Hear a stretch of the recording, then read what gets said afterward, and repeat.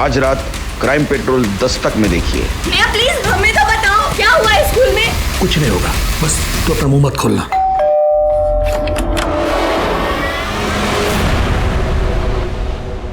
हमारी जिंदगी का लेखा जोखा ऊपर वाले के हाथ में है, और जब जिसका समय पूरा हो जाता है वो अपनी शरण में ले लेते हैं। जिंदगी देने या लेने का हक सिर्फ भगवान को है, किसी इंसान को नहीं।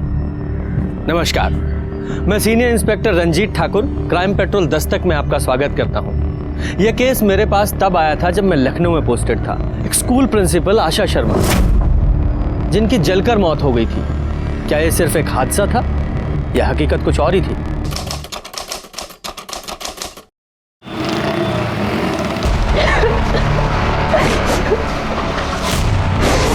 नेहा, नेहा दरवाजा खोलो। नेहा प्लीज हमें तो बताओ क्या हुआ है स्कूल में। नेहा किसी ने तुमसे कुछ कहा है? नेहा कल स्कूल से जब से आई हो तब से बंद करा हुआ है। नेहा प्लीज दरवाजा खोलो। नेहा प्लीज प्लीज नेहा दरवाजा खोलो, हमें डर लग रहा है। नेहा, नेहा क्या हुआ है प्लीज हमें तो बताओ। नेहा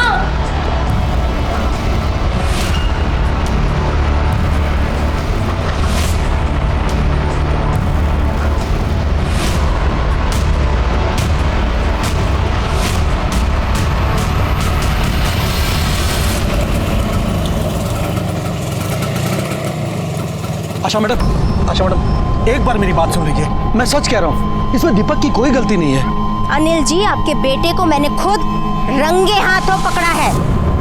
इसकी वजह से मेरे स्कूल का नाम खराब हो जाता। और तुम स्कूल में घुसे कैसे? मैंने तो तुम्हें रस्टिकेट कर दिया था। मैडम क्या कर रही हैं आप? देखिए आप ठीक नहीं कर रही हैं, आप इसका भविष्य बर्बाद कर रही है। मैं भी चुप नहीं बैठूंगा। आप मेरे स्कूल में खड़े होकर मुझे ही धमकी दे रहे हैं। निकलिए यहाँ से, निकलिए। ऐसे जाओ।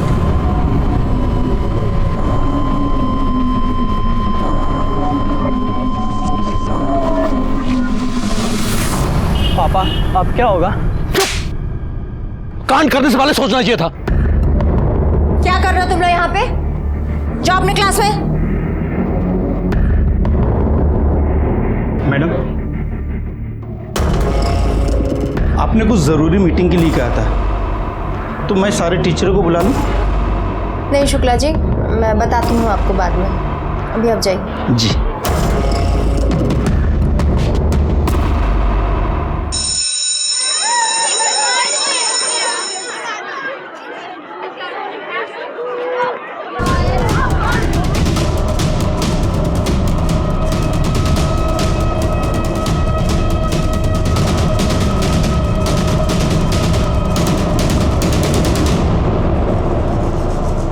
नेहा दरवाजा खोलो। नेहा प्लीज दरवाजा खोलो। नेहा, नेहा तो दरवाजा क्यों नहीं खोल रही थी?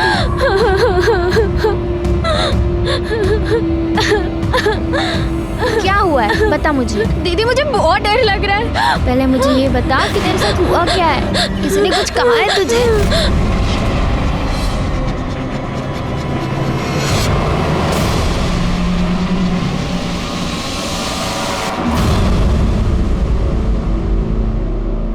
सिद्धार्थ, क्या कर रहे हो तुम?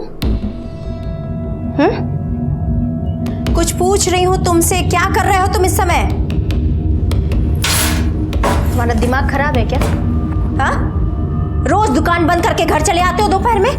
तो आखिर रखा क्या है उस छोटी सी दुकान में? हाँ, लोग मजाक उड़ाते हैं मेरा, आपको पता है? बोलते हैं माँ स्कूल के प्रिंसिपल है और बेटा दुकान चलाता है। तुमसे ज्यादा शर्म ना मुझे आती है सिद्धार्थ। पढ़ाई वढ़ाई तो तुमसे हुई नहीं, 10th पास करने के बाद दुकान में नहीं बैठोगे तो क्या करोगे? और तो फिर क्यों नहीं आप मेरा वो शोरूम खुलवा के दे रही हैं? मैं कब से बोल रहा हूँ ना आपको, आप क्यों नहीं कर रही मेरे लिए? ऐसे पेड़ पे नहीं उगते हैं। पहले ये दुकान तो चला के दिखाओ, उसके बाद खोल दूंगी तुम्हारा शोरूम। सच तो ये है माँ कि आप मेरे लिए वो शोरूम खुलवाना ही नहीं चाहती। न जाने किसके लिए पैसा जमा कर रही हैं, और ये सिंदूर बिंदी किसके नाम के लिए लगा? सिद्धार्थ, तुम अपने काम पर ध्यान दो। आपसे कुछ बात करना ही बेकार है माँ, समझी आप? सिद्धार्थ, सिद्धार्थ,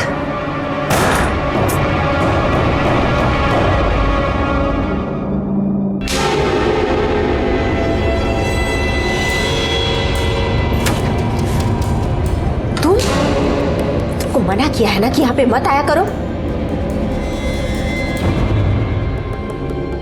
ये औरत को ना कुछ समझ में नहीं आता। ये लड़का कौन है? क्या जाने, है तो प्रिंसिपल, लेकिन इनकी हरकतें तो देखो। एक बात बता, इसके पति को तो कभी हमने देखा नहीं, तो ये किसके नाम का सिंदूर लगाती है? पता नहीं।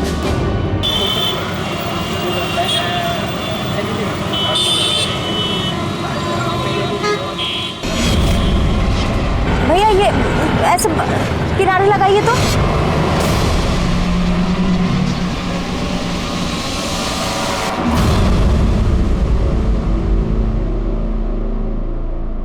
भैया उस ऑटो का पीछा करिए तो।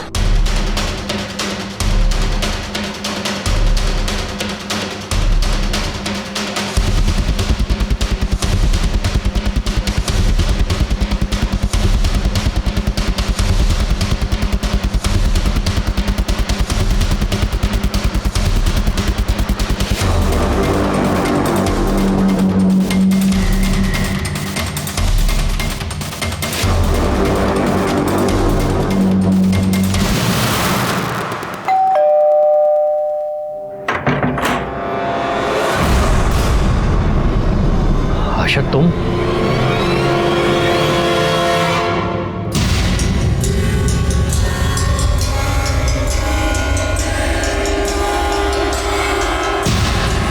न जाने किसके लिए पैसा जमा कर रही है और किसके नाम का ये सिंदूर लगा रही है।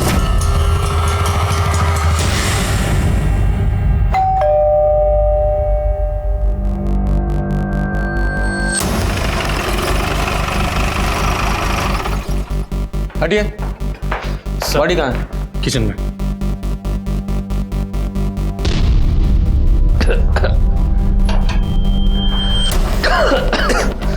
सर बड़े ब्रूटल तरीके से मौत हुई है। सर इनका नाम आशा शर्मा था, स्कूल में प्रिंसिपल थी और सर इनकी एज कुछ 45-46 का राउंड होगी। सर हम यहाँ पर जब आए थे तब दरवाज़ा बाहर से लॉक था, फिर हमने ही खुलवाया। ये देखिए सर। हाँ लेकिन ये तो सेल्फ लॉक है ना, हो सकता है कोई घर के अंदर पहले से ही हो, जलाने के बाद दरवाजा बंद करके भाग गया।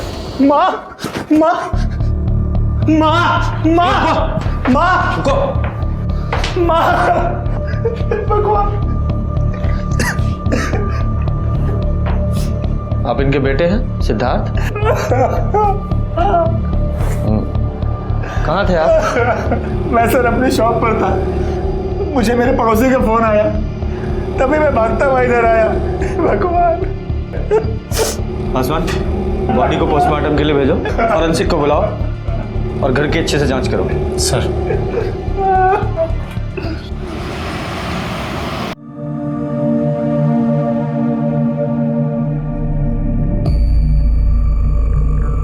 नेहा, भगवान कभी किसी के साथ कुछ गलत नहीं होने देता। उसे अपने किए की सजा मिल चुकी है और हाँ, अब तुझे डरने की कोई जरूरत नहीं है। पापा, हमें बहुत डर लग रहा है। देख बेटा, तू डर मत, कुछ नहीं होगा, बस तू अपना मुंह मत खोलना, किसी को कुछ पता नहीं चलेगा। अरे भाई, अरे तुम सोए हुए थे जब हम वहां से निकले। हाँ ठीक है सर। वो अरे जन्मदिन के आशीर्वाद दे रहे हैं ना तुमको, इससे बड़ा गिफ्ट और क्या चाहिए? शाम को मिलके केक काटेंगे, ठीक है? चल। हाँ बोलो सर, प्रिंसिपल आशा शर्मा की पोस्टमार्टम रिपोर्ट आ गई है। सर रिपोर्ट के मुताबिक बॉडी 75% जल गई थी और मौत का समय दोपहर 3 से 6 के बीच का है। और सर आपका शक सही था, फॉरेंसिक वालों को आशा शर्मा के हाथ और पैर पर नायलॉन की रस्सी के ट्रेसेस मिले। हाँ, इसका मतलब पहले उन्हें बांधा गया होगा फिर जला गया होगा। लेकिन सर कोई प्रिंसिपल को इतने ब्रूटल तरीके से क्यों मारना चाहेगा? वही पता लगाना है। एक काम करो, आशा जी के कॉल डिटेल्स निकालो और उनके बेटे सिद्धार्थ से मिलते हैं। ठीक है, चलो निकलो। जाओ जाओ जाओ।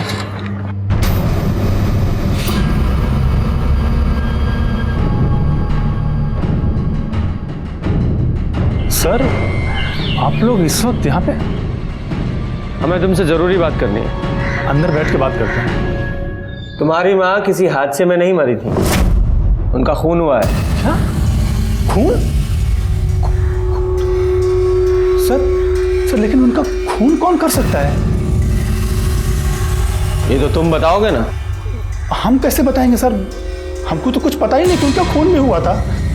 अच्छा, उनकी किसी से कोई दुश्मनी थी या कोई लड़ाई हुई थी? सर माँ की कभी किसी के साथ कोई दुश्मनी नहीं थी। हाँ, लेकिन अभी कुछ दिन पहले उनके स्कूल में एक स्टूडेंट के फादर के साथ उनका झगड़ा हुआ था। सर मेरी दुकान ठीक स्कूल के सामने ही है, इसलिए मैंने ये सब कुछ देखा था।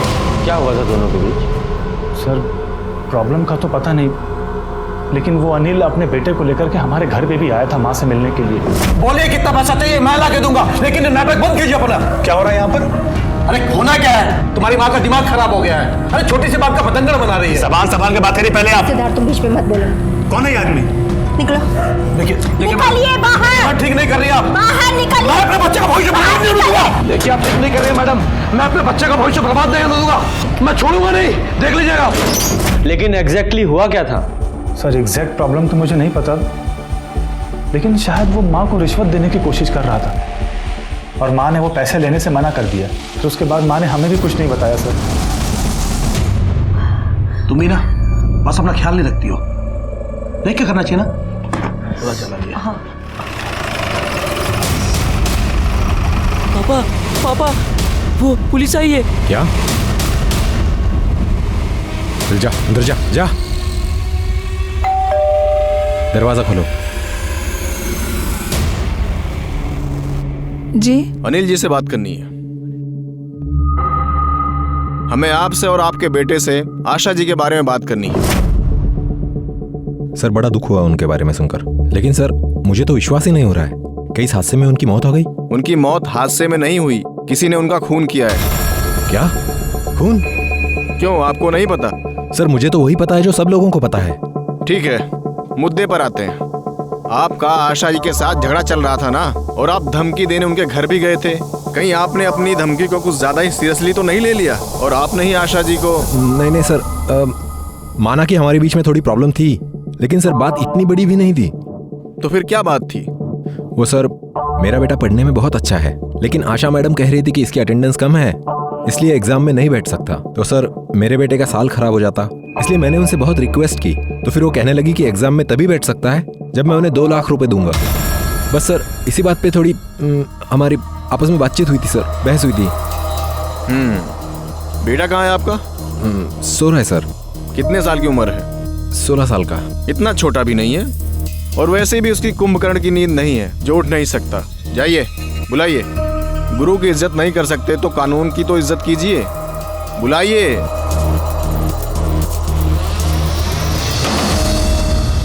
दीपक जी क्या हुआ था बेटा? वही जो पापा ने बोला।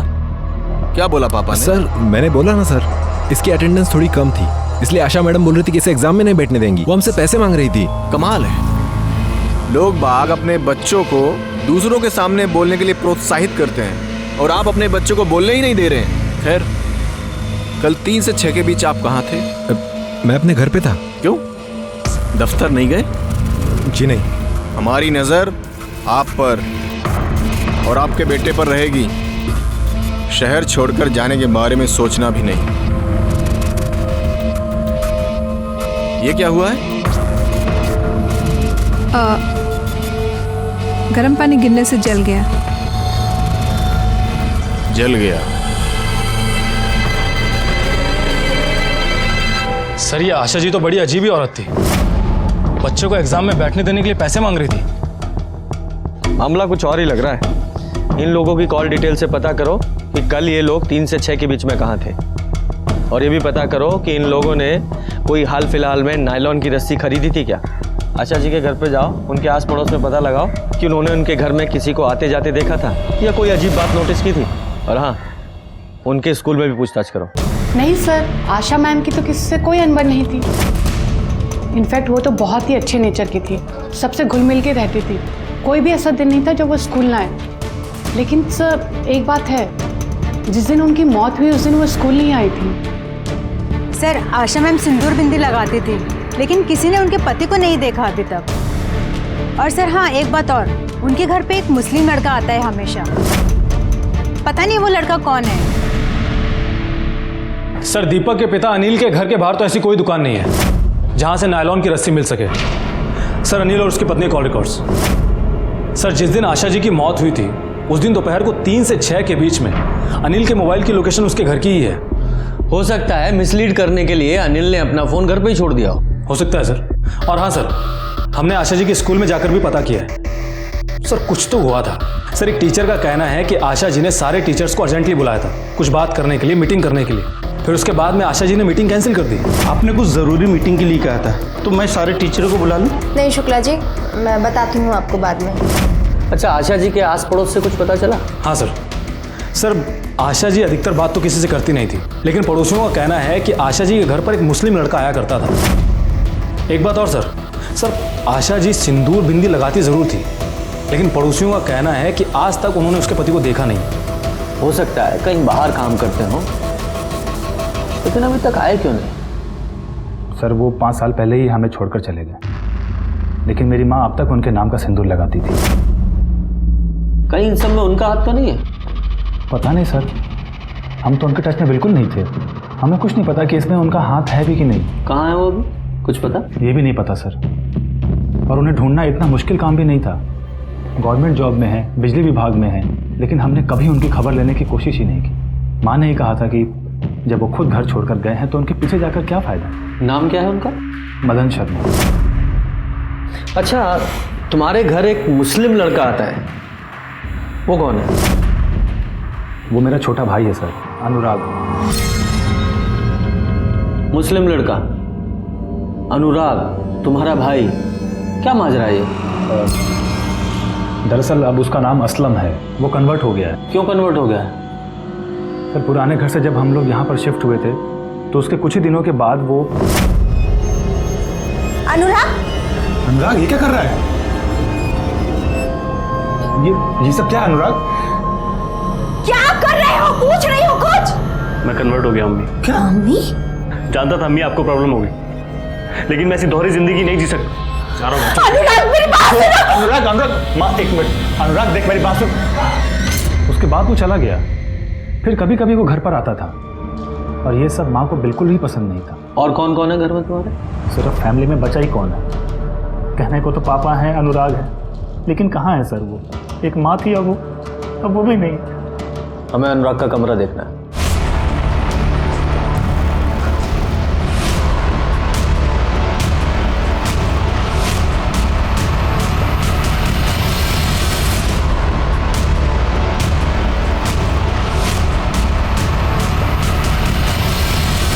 क्या मियाँ, ये किताबें, तुम्हारा ये हुलिया, क्या है ये सब? सर हमें पढ़ने का बेहद शौक है। भाई पढ़ने का शौक तो हमें भी बहुत है।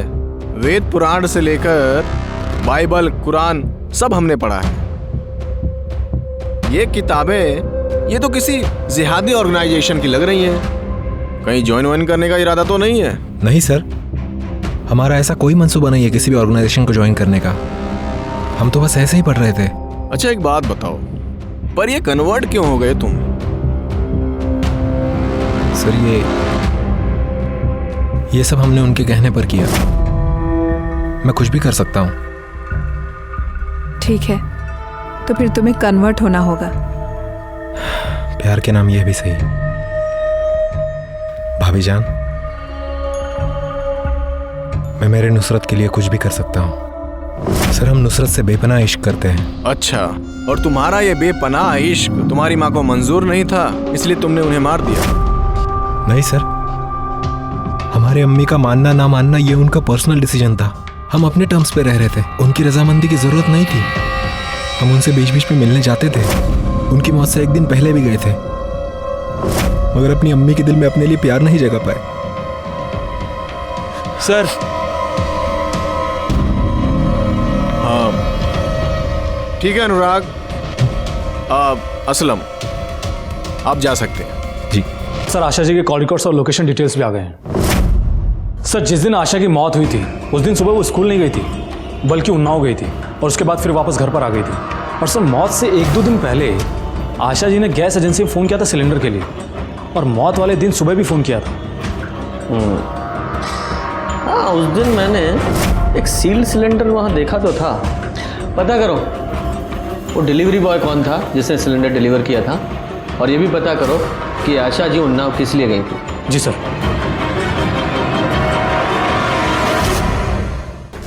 सर,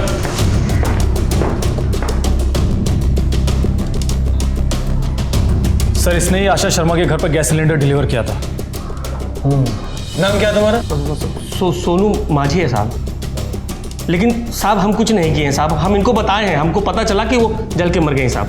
हम बाल बच्चे वाले आदमी साहब, हम कुछ नहीं। अरे ठीक है, हमें पता है तुमने कुछ नहीं किया, तुम्हारी थोड़ी सी हेल्प चाहिए बस। 12 अप्रैल को जब तुमने आशा जी के यहाँ गैस सिलेंडर डिलीवर किया था, क्या इनमें से कोई वहां मौजूद था? नहीं साहब, ये नहीं थी, वो तो 25-30 साल की लड़की थी साहब। अच्छा, स्केच बनवा सकते हो? हाँ, अरे फोटो? हाँ नहीं साहब, इतना अच्छे से देखे तो नहीं थे, ठीक से याद नहीं आ रहा है, लेकिन अगर एक बार देख लेना सामने से तो झट से पहचान लेंगे। ठीक है, तुम जाओ, और हाँ जाने से पहले नाम नंबर लिखा के जाना, जरूरत पड़ी तो दोबारा बुलाएंगे तुम्हें।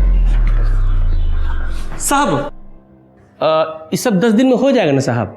क्यों, अभी तो दशहरा भी नहीं है। रामलीला में पार्ट लिया है क्या तुमने? नहीं साहब, क्या है ना कि हमारा कंफर्म टिकट हुआ है दरभंगा का, हम छुट्टी में जा रहे हैं बिहार। सुनो, तुम भी जाओ। हाँ सर, ये आशा की फैमिली में तो सारे मेल्स ही हैं। उसके दोनों बेटे सिद्धार्थ और वो दूसरा अनुराग जो कन्वर्ट हुआ है, और आशा जी का पति मदन। फिर ये 25 से 30 साल वाली लड़की कौन हो सकती है? अनुराग बोल रहा था ना उसकी कोई गर्लफ्रेंड है।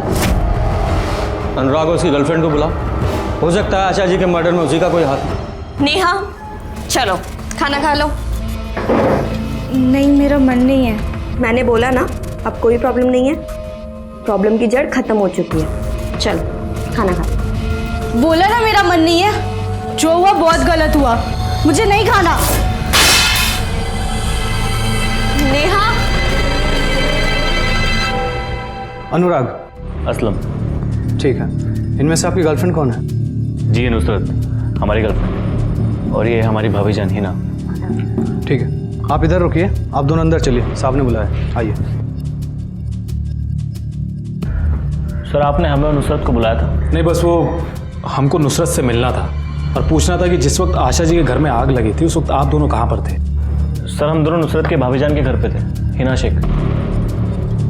ठीक है, आप नुसरत की डिटेल्स लिखवा दीजिएगा बाहर। ठीक है सर, चलिए। आप लोग शहर छोड़कर बाहर मत जाइएगा।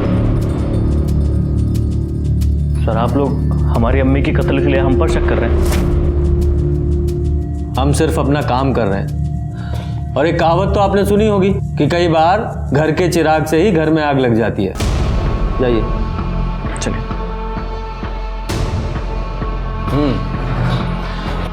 क्यों माँ जी, यही लड़की थी ना? हाँ साहब, कुछ कुछ तो वैसी ही थी। कुछ कुछ का मतलब है, ये थी या नहीं थी? अब क्या है ना साहब, ठीक से याद नहीं आ रहा है। ठीक है, जाओ तो। क्या है साहब कि ड्यूटी छोड़ के आना पड़ता है और बहुत खर्चा होता है साहब, तो भाड़ा वाड़ा मिल जाता तो बहुत मेहरबानी होती साहब। हाँ जी सर। विजय, चलो।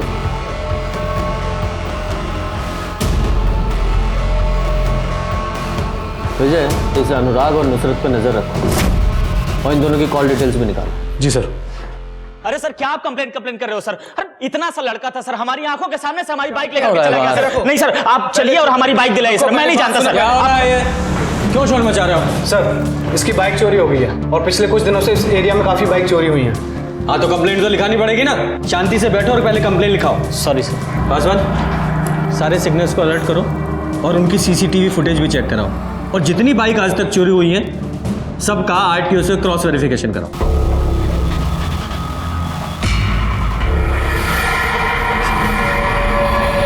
आप अपने लॉयर से बात कीजिए, मुझसे नहीं। सर अनुराग और नुसरत के कॉल रिकॉर्ड्स के हिसाब से वो दोनों सच बोल रहे हैं। सर उन दोनों के मोबाइल की लास्ट लोकेशन नुसरत की भाभी हिना के घर के पास की है। और सर हमने आशा के पति मदन के बारे में इलेक्ट्रिसिटी डिपार्टमेंट में जाके पता किया, उसका ट्रांसफर हुआ है उन्नाव में। उन्नाव? ये आशा जी के कॉल रिकॉर्ड्स के हिसाब से अपनी मौत से पहले वो उन्नाव ही गई थी ना, राइट? हाँ सर, और सर मदन के ऑफिस वालों ने बताया है कि आशा ने वहाँ के पुलिस स्टेशन में मदन के अगेंस्ट कंप्लेंट करवाई थी दूसरी शादी करने पर। मदन ने दूसरी शादी की थी? और इसी वजह से मदन को जॉब से निकाल दिया था। पता किया किससे की उसने दूसरी शादी? हाँ सर।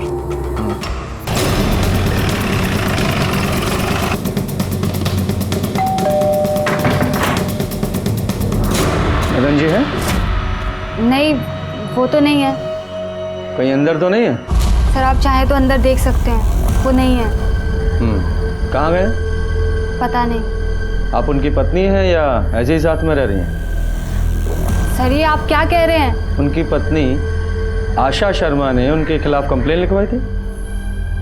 जी, मेरे सख्त नेचर की वजह से मैं अपना घर नहीं बचा पाई, लेकिन वजह तो ये थी नहीं मदन। वजह ये थी कि तुम इस औरत के लिए मुझे छोड़कर आ गए। ऐसा नहीं है, ऐसा नहीं है। ये बच्चा तुम्हारा है? कितने साल का? 6 साल का है। और 5 साल पहले तुमने मुझसे ये कहा कि तुम्हारा दम घुटता है उस घर में। ये क्यों नहीं कहा कि तुमने गिरहस्ती बसा ली है इस औरत के साथ, बच्चा पैदा कर लिया है? मैं पुलिस में कंप्लेन करूंगी, तुम्हारे ऑफिस जाऊंगी। ना तुम्हारा ये बच्चा जायज है और ना तुम्हारी ये बीवी, तुम्हारी ये पूरी शादी ही नाजायज है। इनके खिलाफ इंक्वायरी चल रही है। उस दिन के बाद से वो पता नहीं कहाँ चले गए हैं। मुझे लगता है कि उन्होंने मुझे भी छोड़ दिया है। पासवान, इस मदन की कॉल डिटेल्स निकालो, उसका नंबर ट्रेस करो और इस किरण पर नजर रखो। जी सर।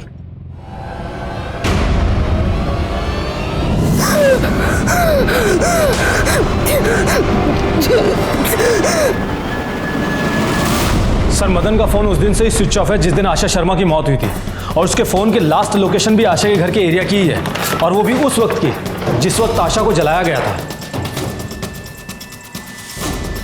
आशा जी ने मदन के खिलाफ कंप्लेन की थी, जिसकी वजह से इस मदन की नौकरी छूटने वाली है और दूसरी बीवी भी। कहीं ऐसा तो नहीं कि किरण और मदन दोनों ने मिलकर आशा जी को जला दिया हो? वो औरत जिसे उस सिलेंडर वाले ने आशा जी के घर पे देखा था, हो सकता है वो किरण ही हो।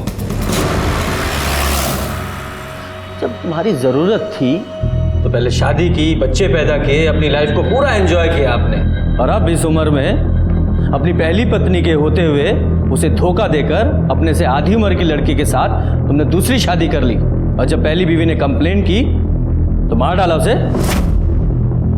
नहीं सर, मैंने नहीं मारा आशा को। आपकी कॉल डिटेल्स हैं हमारे पास। जिस समय और जिस दिन आशा जी का मर्डर हुआ, आपकी फोन की लोकेशन उन्हीं के घर के आसपास एक्टिव थी। जी, मैं गया था वहां पर।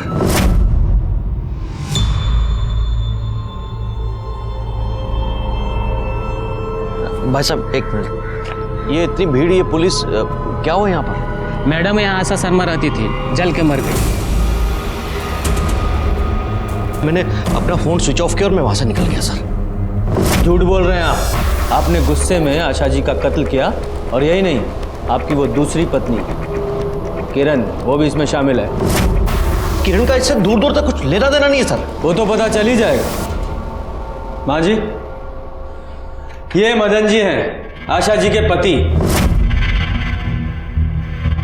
और ये हैं मदन जी की दूसरी पत्नी किरण जी। अब ये बताओ, आशा जी के यहाँ जब तुमने गैस सिलेंडर डिलीवर किया था, ये वहां थी?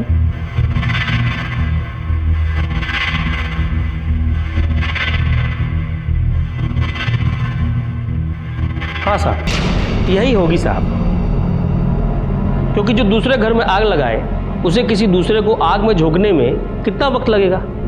हो ना हो यही होगी साहब। अरे होंगी क्या मतलब है? देखो थी या नहीं थी, कंफर्म करो।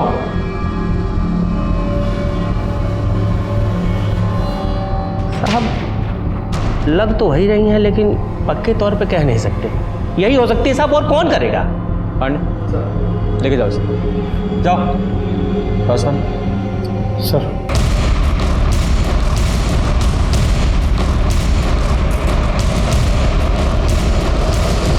मदन ने चारबाग स्टेशन से ऑटो लिया था और उसी से वो आशा जी के घर पर गया था और उसी ऑटो से वो वापस भी आया था। ये बात तो कंफर्म हो चुकी थी। तो सीधे सीधे आशा जी के खून में उसका हाथ नजर नहीं आ रहा था, लेकिन आशा जी के खून की प्लानिंग में उसका हाथ नहीं था, इस बात से हम इनकार नहीं कर सकते थे।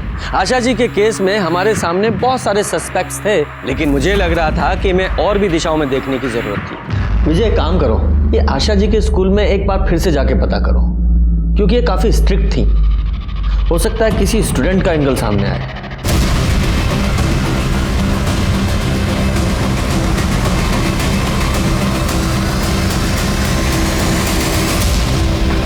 सर, स्कूल से 3 स्टूडेंट्स को निकाला गया था, नेहा, अनिकेत और दीपक को। हाँ, लेकिन दीपक के फादर ने तो कहा था कि आशा जी ने सिर्फ एग्जाम देने से रोका था। आशा मैडम कह रही थी कि इसकी अटेंडेंस कम है, इसलिए एग्जाम में नहीं बैठ सकता। इसे अनिकेत का पता क्या? हाँ सर, हम अनिकेत के घर पर गए थे, लेकिन उसके घर पे ताला लगा हुआ था। चलो तो फिर नेहा से मिलके आते हैं।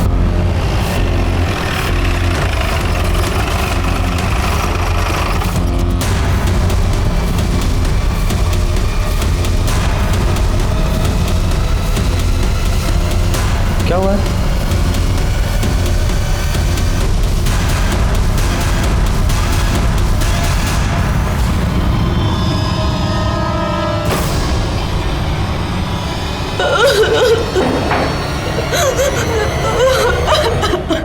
आप? नहीं ईशा, नेहा मेरी छोटी बहन थी।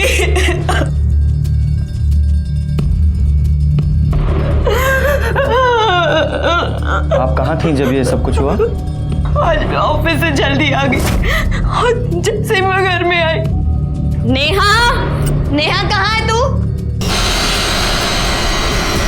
मैंने देखा कि नेहा इस हालत में ये किसी परेशानी में थी या डिप्रेशन में? नहीं सर, नेहा बिल्कुल नॉर्मल थी। ऐसा? जरा चेक करो, कोई सुसाइड नोट वगैरह मिलता है तो। सर सॉरी ईशा जी, लेकिन आप बता सकती हैं कि इसे स्कूल से क्यों निकाला गया था? हो सकता है उसी वजह से इसने सुसाइड किया हो। बाय द वे, आपको पता है कि इसके स्कूल की प्रिंसिपल आशा शर्मा, उनका भी मर्डर हो गया है। हाँ सर, सुना तो था मैंने। सर सुसाइड नोट तो नहीं मिला है। ठीक है पूजा,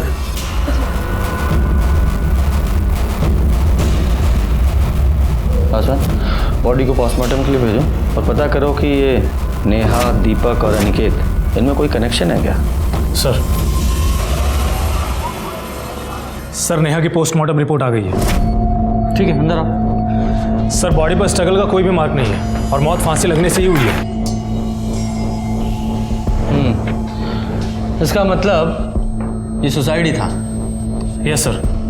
और सर, हमने नेहा के कॉल रिकॉर्ड्स और लोकेशन डिटेल्स भी निकलवाए हैं। सर, नेहा ने आशा से कभी डायरेक्ट बात तो नहीं की थी, लेकिन वो अनिकेत के जरूर टच में थी और अनिकेत ने आशा के सेल पे फोन किया था और इस अनिकेत का फोन तभी से बंद है जब से उसे स्कूल से निकाला गया।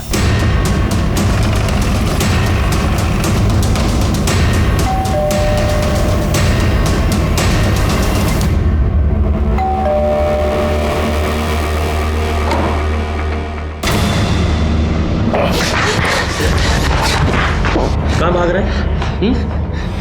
ले चलो।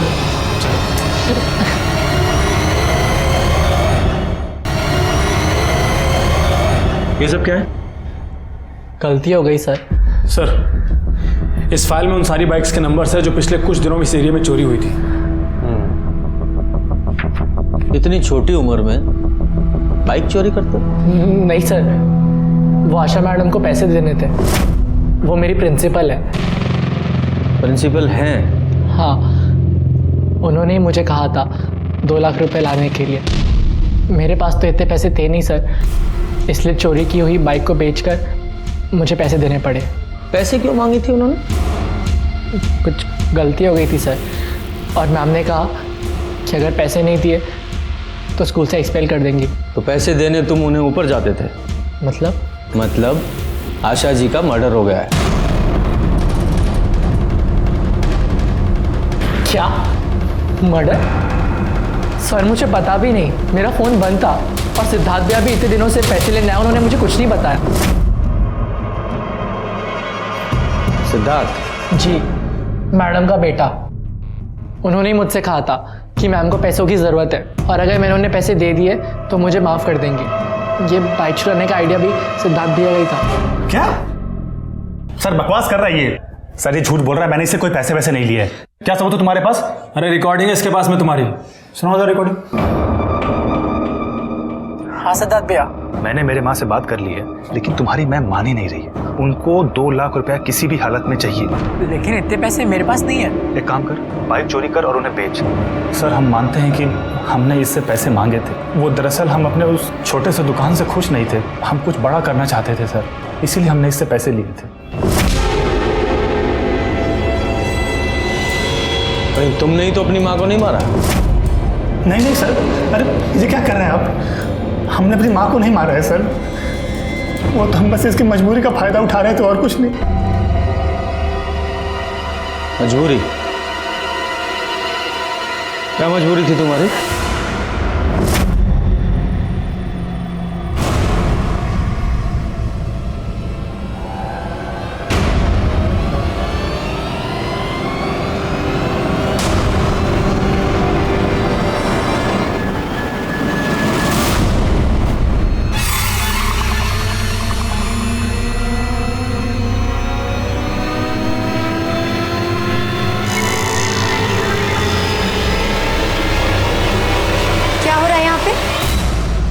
नहीं कुछ नहीं, कुछ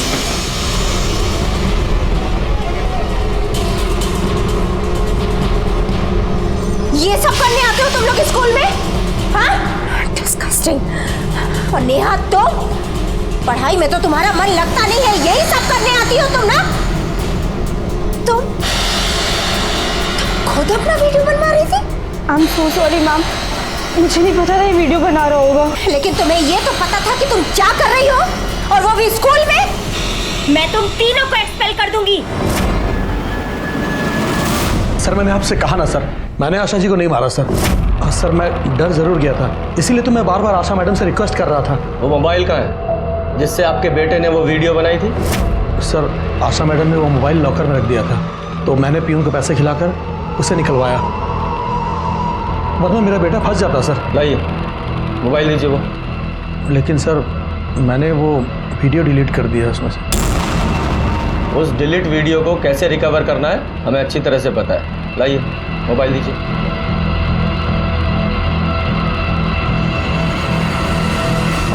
परीक्षा, तुमने हमें सब कुछ बताया क्यों नहीं? क्या बताती सर कि आशा मैम की वजह से मेरी बहन ने अपनी जान दे दी। उनकी मौत के बाद भी मेरी बहन डरी हुई थी कि पुलिस इन्वेस्टिगेशन में उसका वो सेक्स वीडियो कहीं मिल ना जाए। कहीं सबसे गुस्से में आकर तुमने ही तो कुछ नहीं कर दिया? अगर मुझे मारना ही होता तो उस अनिकेत को मारती जिसने मेरी बहन का वो वीडियो बनाने के लिए दीपक से कहा। अरे मेरी बहन तो अनिकेत से सच्चा प्यार करती थी, धोखा उस अनिकेत ने दिया है, मेरी बहन ने नहीं। सर इस सिलेंडर वाले ने तो परेशान कर रखा है, जब देखो फरमाइश करता रहता है, ये खाना है वो खाना है। जब ये खाना खा ले इसे अंदर बुला लेना। सर हमारे पास इतने सारे सस्पेक्ट्स हैं और सबके पास आशा जी को मारने का मोटिव भी है।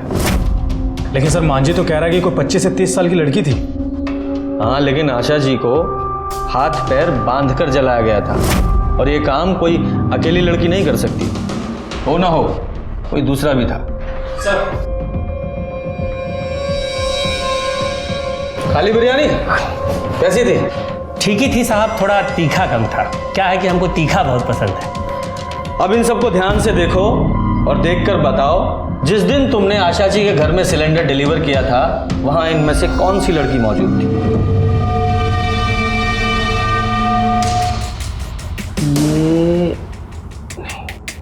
ये नहीं थी साहब।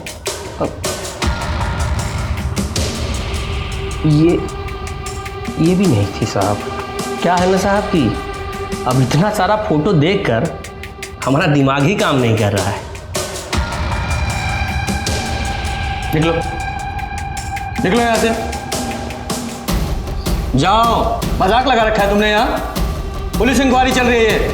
हाँ ना, तुम्हारी हाँ ना के चक्कर में किसी की जिंदगी बर्बाद हो सकती है। दरभंगा का टिकट है ना तुम्हारा? चलो सीधे जाके गाड़ी में बैठ जाओ, निकलो। चलो जाओ जाओ। विजय, इतना तो पक्का है कि जिस दिन आशा जी का मर्डर हुआ उनके घर में एक औरत मौजूद थी।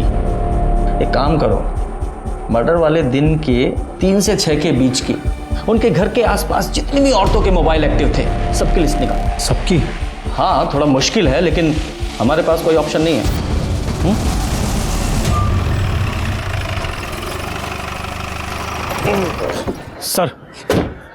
सर जिस दिन आशा शर्मा की मौत हुई थी उस दिन दोपहर 3 से 6 के बीच में करीब 314 औरतों के फोन एक्टिव थे उस एरिया में। Very good. अच्छा, एक काम और करो, इन सारे नंबर्स को अपने सस्पेक्ट के कॉल रिकॉर्ड से मिलाकर देखो कौन किसके कांटेक्ट में था।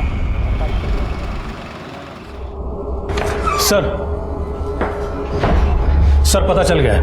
उन 314 औरतों में से एक के कांटेक्ट में कोई है जिसके पास आशा जी के दूसरे नंबर से कॉल्स आ रहे थे। सर हमने पता किया है, वो नंबर तो आशा जी यूज ही नहीं करती थी और ना ही वो नंबर उन्होंने खरीदा था। सर आशा जी के मर्डर वाले दिन वो नंबर आधे घंटे के लिए आशा जी घर के पास में एक्टिव था। लेकिन हाँ सर, आशा जी के असली मोबाइल की लोकेशन उनके घर की ही थी। इसका मतलब आशा जी के नाम पर किसने एक और सिम खरीदा।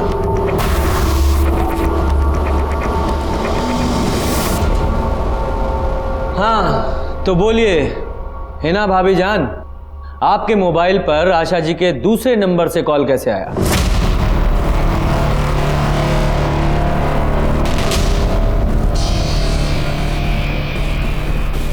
बोलिए।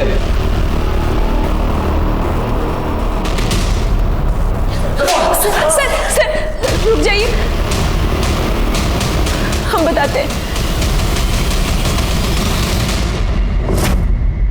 इनके भाईजान इनका निकाह कहीं और करवाना चाहते हैं। लेकिन भाभीजान आपके कहने पर हम कन्वर्ट तक हो गए। लेकिन इतना काफ़ी नहीं है। दरअसल जिनसे इनका निकाह करवाना चाहते हैं इनके भाईजान, वो सरकारी नौकरी करता है। वो उनके अब्बू थे ना इकबाल के, वो गुजर गए तो उनकी जगह पर उन्हें नौकरी मिल गई। अब आपको सरकारी नौकरी तो नहीं मिल सकती है ना? मिल सकती है। कैसे? जैसे इकबाल को मिली।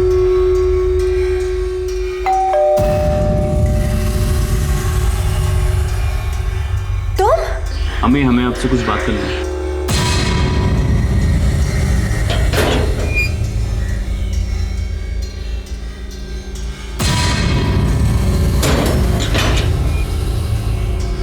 बोलो क्या बात करनी है?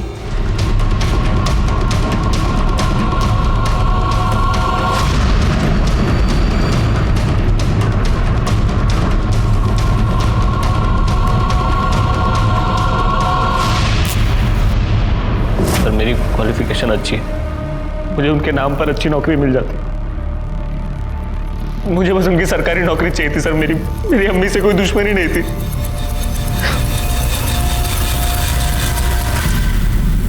अरे छोड़ेंगे नहीं हम दोनों को। हमारे पास तो सबूत भी है, सबूत है हमारे पास। अच्छा बताइए, उससे काम मिल जाएगा आपको। हम भी लेडी हैं, हम समझते हैं, हम आपकी बच्ची के साथ अन्याय नहीं होने देंगे। और हाँ, हम आपको मुआवजा भी दिलवाएंगे। अरे सुनिए, जरा जल्दी आइए। ये लीजिए। एक बेटा सिर्फ नौकरी पाने के लिए कैसे अपनी माँ का खून कर सकता है? अनुराग, हिना और नुसरत तीनों को उनके किए की सजा मिली। लेकिन सवाल ये उठता है कि क्या आशा जी को उनके साथ होने वाले अपराध की दस्तक नहीं मिली थी? मिली थी, क्योंकि अनुराग कन्वर्ट हो गया था, वो उनके अगेंस्ट चला गया था। इसी बात से यह दस्तक मिली कि उनका बेटा मतलब पढ़ने के लिए कुछ भी कर सकता है। नेहा ने सुसाइड कर लिया, तो क्या ईशा को इस बात की दस्तक नहीं मिली थी कि उसकी बहन इतना बड़ा कदम उठा सकती है? ईशा को दस्तक मिली थी क्योंकि नेहा इतनी छोटी सी उम्र में एक लड़के के साथ संबंध रखे हुए थी। उसे समझना चाहिए था कि उसकी बहन इतनी छोटी है कि मुश्किल आने पर वो अपने आप को संभाल नहीं पाएगी, और हुआ भी यही, उसने आत्महत्या कर ली। ये बहुत जरूरी है कि हम अपने रिश्तों को संभाल कर रखें, लेकिन उससे भी ज्यादा जरूरी ये है कि मुश्किल आने पर हम अपने आप को संभालें। इसी के साथ मैं सीनियर इंस्पेक्टर रंजीत ठाकुर आपसे विदा लेता हूं। सतर्क रहिए और देखते रहिए क्राइम पेट्रोल दस्तक, क्योंकि मकसद बताना नहीं, बचाना है। जय हिंद।